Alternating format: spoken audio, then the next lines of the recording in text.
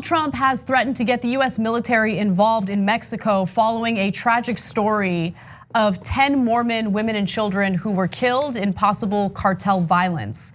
This story is so devastating and so depressing. And look, Donald Trump says all sorts of things. Who knows if he's actually gonna get the military involved? But let me give you the details on the story. The slain victims include 3 women, 4 small children and 2 infants. Family member Alex LeBaron said from Mexico. That was his initial statement. Initially, the number was 9 individuals murdered. That was increased to 10 later. The victims were all shot in vehicles while driving. Women and children were massacred, burned alive. Mothers were screaming for the fire to stop. Again, there were children burned alive in this attack. So authorities are still investigating this, but they believe that this is possibly mistaken identity. There are cartels who are fighting one another in this part of Mexico. And so they believe that this caravan of Mormons, there were about 3 cars carrying them, were mistaken as gang members, cartel members, that kind of stuff. Yeah.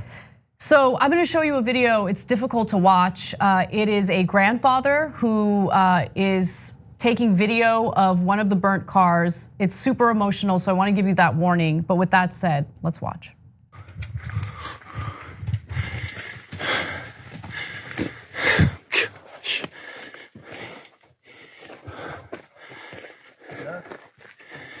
This is for the record. Nita and 4 of my grandchildren are burnt and shot up. Right on the road out of La Mora. So the victims had dual citizenship. They were, US citizens, but they also had a ranch in Mexico. Yeah, I mean, it's devastating. The video especially, like, God, hearing someone have to describe that, like you try to put yourself in that place, but it's an unimaginable situation. For him to have to go back there and to try to carry on, but also imagining the actual event happening, it's just devastating. Whether it was an intentional ambush or whether it was mistaken identity, really doesn't matter. Yeah, it's just terrible. It's terrible, and it just reminds you of, look, a lot of our, and I know people don't want to hear this, but it's the truth. A lot of our policies in the United States impact and empower certain criminal activity in other countries, right? And so what was Donald Trump's knee-jerk reaction to this? I'm gonna get the military involved. In fact, let me give you his tweet.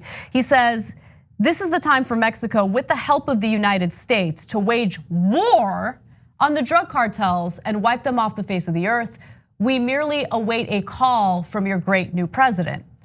So Calderon, the former leader of Mexico, did wage a war on cartels. He did amplify the drug war in Mexico, and things got incredibly bloody. It actually made things worse. Yeah. And our prohibition on drugs here in the United States empowers those cartels, right? So how are they so powerful? Where do they get their money from? It's the black market, right? So they're able to sell drugs.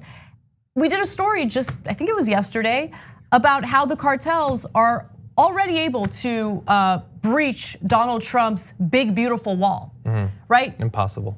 It's just impenetrable as made of metal. So look, I know it sounds crazy to decriminalize all drugs, but if you get away from that black market, you really do take the power away from these cartels. Yeah, I don't have the solution. I do know that I don't trust Donald Trump to send US troops into Mexico to start fighting cartels all over the place. And I don't even know for sure if that's what he's implying. Maybe he's implying intelligence, drone support, supplies, I don't know. Neither does he, honestly, he has no idea. He hadn't thought through the idea until he started tweeting it. But who knows, but I don't trust him. I think it's a convenient sort of idea for him. It's convenient to say, it's possible he actually genuinely cares about the people who were murdered. That is possible. It's inconsistent with his past, but it's possible. It's also possible that he likes reminding people of how dangerous Mexico is because he wants them to think of Mexicans as only criminals. That's right. That's convenient to him to make that out there. And honestly, if he were to send troops into Mexico, that would produce news on a weekly basis that would scare the hell out of people. And that would help to reinforce what the lies he's been telling them about our immigration policy and all that. It's a convenient sort of thing to set up. Right. Whether it ever achieves its stated goal or not. Thanks for watching The Young Turks. We really appreciate it. Another way to show support is through YouTube memberships. You'll get to interact with us more. There's live chat emojis, badges. You've got emojis of me, Anna, John, JR. So those are super fun. But you also get playback of our exclusive member-only shows and specials right after they air. So all of that, all you gotta do is click that join button right underneath the video. Thank you.